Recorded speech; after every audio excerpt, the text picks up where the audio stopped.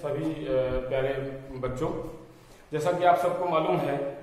कि पिछले 14 मार्च से हमारे महाविद्यालय की सभी शैक्षणिक कक्षाएं स्थगित थीं और उसके बाद ये कोरोना वायरस महामारी के चलते हमारे प्रदेश में और संपूर्ण देश में इस महामारी के प्रकोप को रोकने के लिए, इसकी रोकथाम के लिए राज्य सरकार ने और हमारे देश की सरकारों ने निर्णय लिया था कि क्यों न हम इन तमाम गतिविधियों को, जहां की आदमी एक दूसरे के प्रति संपर्क में आता है, इकट्ठा होता है, ऐसी गतिविधियों पर रोक लगा दिया जाए ताकि ये जो कोरोना महामारी है इस पर किसी तरह अंकुश लगाया जा सके, इसको रोका जा सके। इस लिहाज से आज हम लगभग 1.5 महीने के बाद, आज दिनांक 4 मई 2020 को फिर मिल रहे हैं और हमारा जो कोर्स इस बीच में रुक गया था, सेमेस्टर वाइज सेमेस्टर MA स्तर का, उसको हम आज शासन के निर्देशानुसार पुनः शुरू कर रहे हैं। मैं Ram Singh Vishwakarma MA political science का प्राध्यापक हूं शासकीय डॉक्टर अंबेडकर महाविद्यालय पामगढ़ में, और हम आज सेकेंड सेमेस्टर की 3rd इकाई से अपनी चर्चा को आगे बढ़ाएंगे, अपने टॉपिकों पर चर्चा करेंगे। उन टॉपिकों में हम सबसे पहले थोड़ा सा आप लोगों के लिए जो सर्वाधिक उपयोगी और जानकारी, आवश्यक जो जानकारी है, उस पर मैं थोड़ा सा संक्षिप्त चर्चा करना चाहूंगा, इसलिए कि ये जानकारी हमारे आपके लिए, समाज के लिए अत्यावश्यक है। और हम और आप अगर बचेंगे, सुरक्षित रहेंगे, तब कोई भी हमारी गतिविधि, चाहे वो सामाजिक हो, चाहे वो शैक्षणिक हो, चाहे आर्थिक हो, तब वो आगे बढ़ेगी। ये ऐसी विश्व स्तर पर जो फैली महामारी है, इस महामारी से हम सब का दायित्व है कि हम किसी तरह इससे बचे रहें और इसको त्वरित गति से रोकने से इसको रोकें, ताकि इसके प्रचार प्रसार में रोक लगे। इसका सबसे, इस बीमारी का सबसे रोकथाम का जो कारगर उपाय है, वो जो शासन के द्वारा या डॉक्टरों के द्वारा जो निर्धारित है, वो बताया गया था। सोशल डिस्टेंसिंग अर्थात सामाजिक दूरी, हम और आप एक निश्चित दूरी बना के रखें, क्योंकि ये संक्रमण से फैलने वाली बीमारी है। इसलिए इस बीमारी को फैलने से रोकने के लिए एक परस्पर निश्चित दूरी बना के रखें, और इस इस बीमारी के रोकथाम का सबसे कारगर उपाय बस यही सामाजिक दूरी है। इस बीमारी की अभी तक भारत के सहित विभिन्न देशों में कहीं भी इसका कोई टीका या कोई मेडिसिन इसकी अभी तक आविष्कृत नहीं हुई है। इस लिहाज से आप सब जो भी जहां हैं वहां रहें और अपनी सामाजिक गतिविधियों को, शैक्षिक गतिविधियों को जारी रखें। आप खुश रहें, सलामत रहें, इस बीमारी से बचे रहें, और आप अपने अपने सामाजिक गतिविधियों को, शैक्षिक गतिविधियों को इसी तरह जारी रखें। आप सुरक्षित होंगे तो देश सुरक्षित होगा, हम सुरक्षित होंगे तो देश बचेगा, हम सुरक्षित होंगे तो परिवार बचेगा। इस लिहाज से इस महामारी को, जो कि ये भयंकर रूप ले चुकी है विश्व स्तर पर, इसको रोकथाम के लिए सरकार ने जो विभिन्न चरणबद्ध इसके तरीके बताए हैं, जैसे सोशल डिस्टेंसिंग है, लॉकडाउन है, क्या कहते हैं कि ये क्वारंटाइन है, वगैरह वगैरह जो भी है, इनका हम कड़ाई से, अनुशासन से, नियमतः पालन करें और इस बीमारी से किसी तरह बचे रहें। हमारी ये कोशिश है और आप सब लोगों के लिए हमारी ये शुभकामना है कि आप सब जहां हैं सुरक्षित रहें, स्वस्थ रहें, इस बीमारी से बचे रहें और आप अपनी गतिविधियों में संलग्न रहें। हमारा जो कोर्स पिछले दिनों में जहां से रुक गया था, हम वहीं से इसको आगे बढ़ाने का प्रयास करेंगे। हमारे इस सिलेबस के अनुसार जो गतिविधि थी वो लगभग सेकेंड यूनिट के बाद ये रुक सी गई थी। अब हम आगे के कोर्स को पूरा करने के लिए सीधे हम कोर्स पर उसकी चर्चा करेंगे और उसमें आते हैं हम सीधे 3rd इकाई से शुरू करेंगे। प्रत्येक पेपर का 3rd यूनिट जो भी उसके टॉपिक है, हम उसी पर चर्चा करेंगे और उसी को आगे बढ़ाएंगे। आप लोग भी अपने अपने पेपर के सेमेस्टर के अनुसार उसकी जो यूनिट है उस पर आप ध्यान दें कृपया, और उसको जो भी अगर आपके पास किताब है, मैटर है, या जो कुछ भी हम यहाँ से बताएंगे उसको अपनाने का, उसको जानने का, समझने का, पढ़ने का प्रयास करें। सेकेंड इकाई हमारी महात्मा गांधी से शुरू होती है। पहला पेपर जो है सेकेंड सेमेस्टर का आधुनिक भारतीय राजनीतिक चिंतन, उसमें सेकेंड इकाई जो है तो ये हमारी थर्ड इकाई जो है फर्स्ट पेपर की आधुनिक भारतीय राजनीतिक चिंतन की, वो पंडित जवाहरलाल नेहरू के राजनीतिक विचारों से और राजनीतिक क्रियाकलाप से शुरू होती है। इस इकाई में प्रमुखतः दो विचारक रखे गए हैं। इसमें है पहला पंडित जवाहरलाल नेहरू और दूसरे जो महत्तम विचारक हैं वो है डॉक्टर B.R. अम्बेडकर। हम इन दोनों विचारकों का, इन दोनों राजनीतिक चिंतकों का इसमें तमाम उसके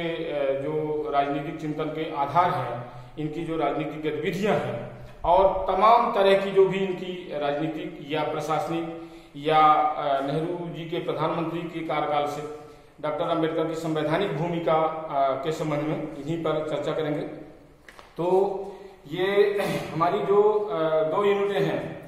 पहली इकाई राजा राम मोहन राय, दयानंद सरस्वती और विवेकानंद पर खत्म हो गई थी। दूसरी इकाई हमारी जो है स्पेशली वो महात्मा गांधी के राजनीतिक विचार और उनके तमाम जितने राजनीतिक सिद्धांत थे उन पर लगभग खत्म हुई है और आप लोग इसका विधिवत लाभ उठा चुके हैं। तो तीसरी इकाई में हम शुरू करते हैं पंडित जवाहरलाल नेहरू। जैसा कि हम सभी ये जानते हैं कि भारत की राजनीति में हम इन जितने भी महापुरुषों का, जितने भी दिग्गजों का अध्ययन करते हैं, वो किसी न किसी प्रकार से भारत की राजनीतिक व्यवस्था में,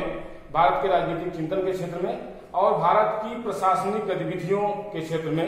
ये कहीं न कहीं अति महत्वपूर्ण थे। और इनका जो योगदान था,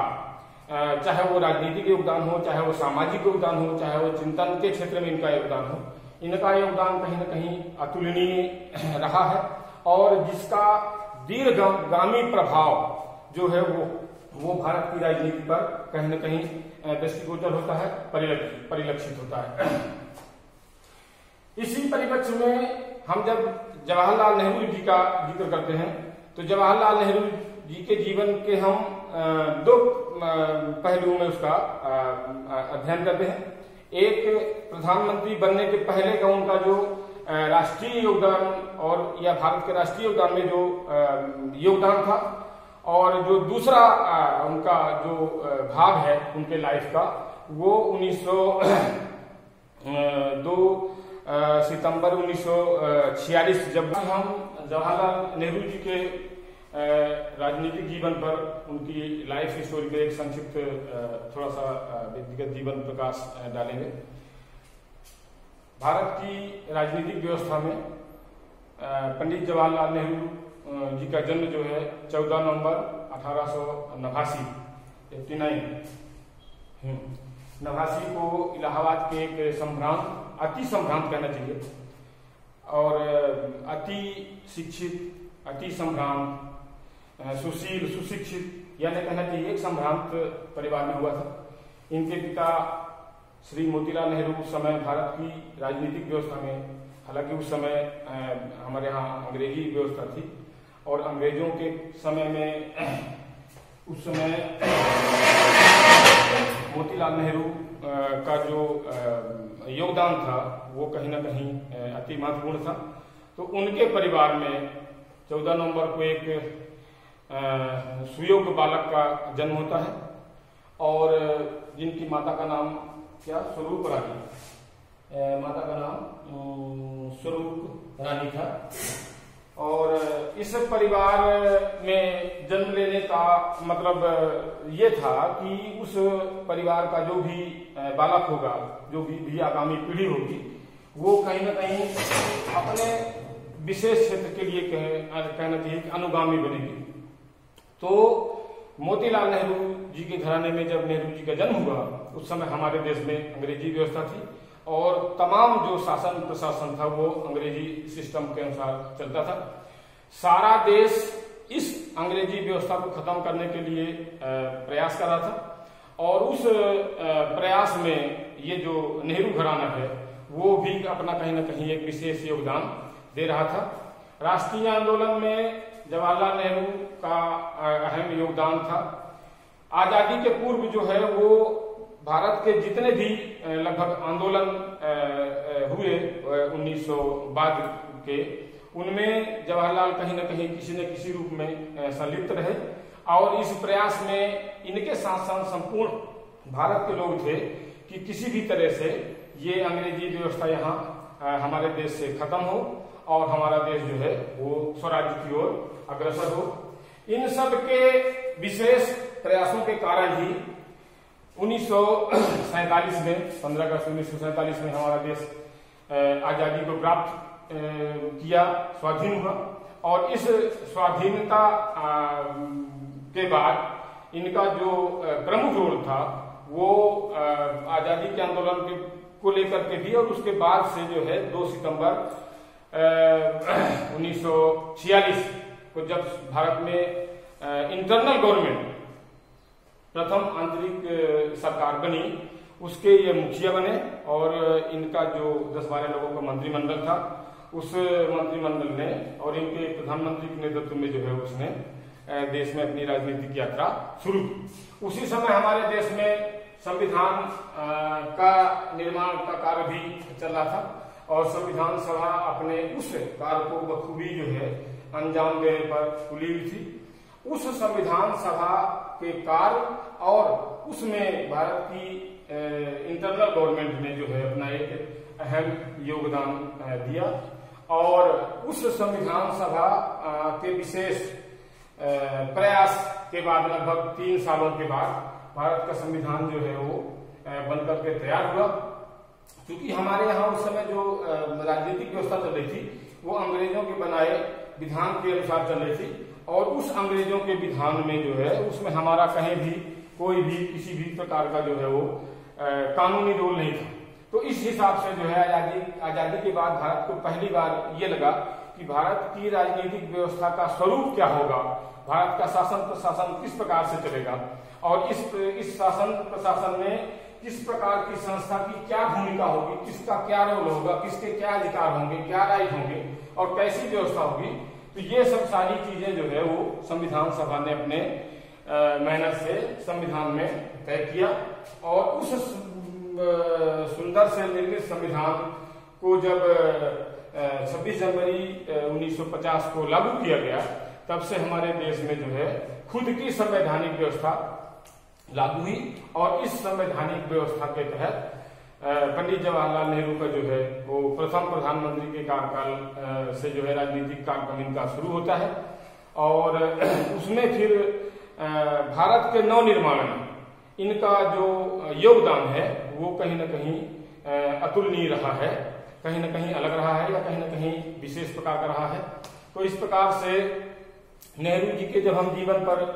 एक नजर डालते हैं तो उसमें उनकी 2 प्रकार की भूमिकाएं सामने आती हैं। पहली भूमिका में वो राष्ट्रीय आंदोलन में विशेष प्रयासरत रहते हैं, और इनके साथ साथ सभी लोग जो है भारत के उस समय जितने संभ्रांत बुद्धिजीवी थे वो सब इस व्यवस्था को उखाड़ फेंकने के लिए प्रयासरत थे। और इसमें पंडित मोतीलाल नेहरू, जवाहरलाल नेहरू, सरदार पटेल, महात्मा गांधी वगैरह वगैरह, ये जितने लोगों को हम जान चुके हैं, इन सब का विशेष योगदान था। इन सब के विशेष योगदान के कारण ही जो है भारत की राजनीतिक व्यवस्था जो है 1950 में वो निखर करके आती है। हमारा संविधान वैसे बनने को तो 9 दिसंबर 1946 से उसकी बनने की निर्माण की प्रक्रिया शुरू हो गई थी,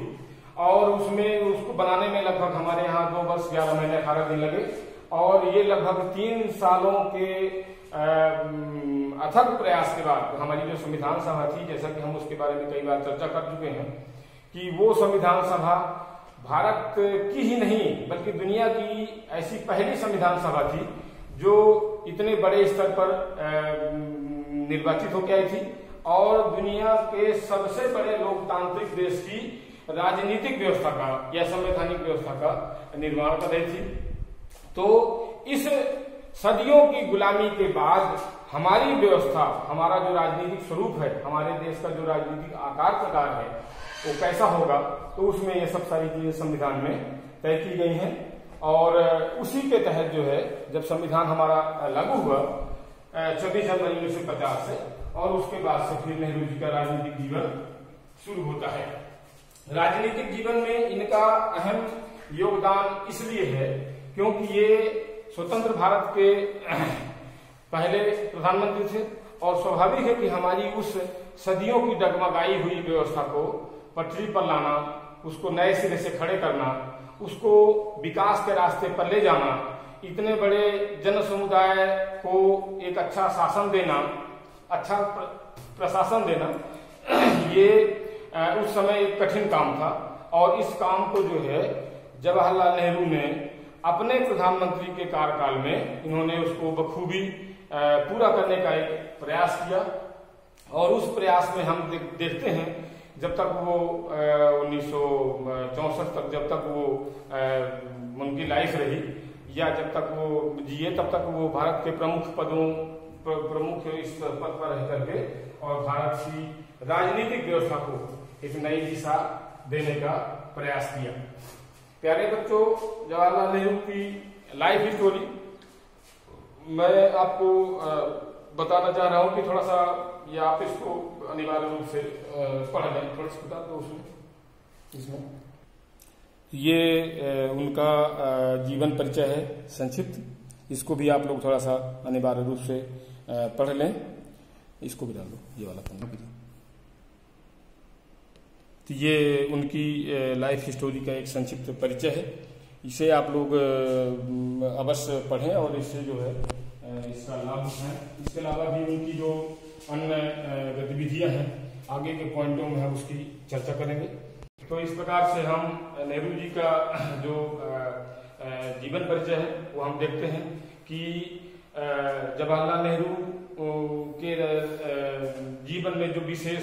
गुण आए, जो खासियत आई, ये कहीं ना कहीं उनके पारिवारिक जीवन या उनके माता पिता का या उस समय की जो राजनीतिक परिस्थितियां थी उसका विशेष प्रभाव पड़ा, और उस परिवार का विशेष प्रभाव पड़ा जिस परिवार ने इस देश के राजनीतिक पुनरुद्धार में, चाहे वो राष्ट्रीय आंदोलन के रूप में रहा हो या किसी भी रूप में रहा हो, इस पुनरुद्धार में नेहरू खानदान का विशेष योगदान रहा। और उसमें ये जो हम अभी बीच में बताना भूल गए, जो संविधान हमारा बना, उसमें 1928 में मोतीलाल नेहरू ने अंग्रेज सरकार को स्वयं एक भारत के संविधान का खाका दिया था। इसको कि अगर हमारा भारत स्वाधीन होता है और भारत कभी भी अपनी राजनीतिक व्यवस्था को स्टैंड करता है या राजनीतिक व्यवस्था को स्थापित करता है, तो उसका आकार प्रकार या उसका स्वरूप कैसा होगा। तो इस प्रकार से ये जो संभ्रांत परिवार था, उनमें उनके उसका जो संपूर्ण असर था वो नेहरू जी के जीवन पर पड़ा, और उन्होंने इस देश के लिए एक अहम अपना योगदान देने के लिए जो है एक माने प्राणपण से वो आतुर हुई, कहना चाहिए कि वो तैयार हुए। और हम उनके जीवन के आखिरी समय तक भी हम ये देखते हैं कि उन्होंने जितना अपने परिवार से या वंशानुगत रूप से अर्जित किया, उसका सदुपयोग उन्होंने इस देश को बनाने में किया। इस प्रकार से उनका एक संक्षिप्त जीवन परिचय है। अब उनके हम प्रधानमंत्री के कार्यकाल से यहाँ से देखेंगे और उनके विभिन्न पॉइंटों में, जैसे उनका प्रथम प्रधानमंत्री का कार्यकाल था, आंतरिक सरकार की जो रूपरेखा थी और जो भारत की संवैधानिक व्यवस्था, विदेश नीति, भारत के विकास का जो मॉडल है, उसमें इन्होंने किस प्रकार से योगदान दिया, इसकी हम अगले उस पर चर्चा करते हैं।